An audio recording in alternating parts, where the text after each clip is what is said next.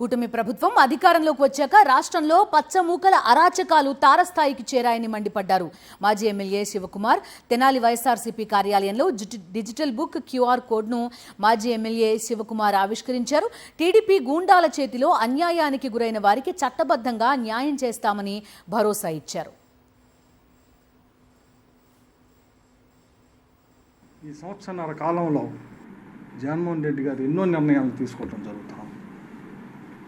దాంట్లో భాగంగానే ఈరోజు అన్యాయానికి గురవుతున్న వైఎస్ఆర్సీపీ కార్యకర్త కోసం రూపొందిన డిజిటల్ బుక్ ఈ క్యూఆర్ కోడ్ని 25వ తారీఖున జగన్మోహన్ రెడ్డి గారు మా అందరి సమక్షంలో దీని యొక్క ఆవశ్యకత అవసరం తెలియజేసి ఆయన ఇనాగ్రేట్ చేసే నియోజకవర్గాల్లో మరి ముఖ్యంగా ఈరోజు మన తెనాలి నియోజకవర్గంలో దీన్ని ఈరోజు ఇనాగ్రేట్ చేస్తాం.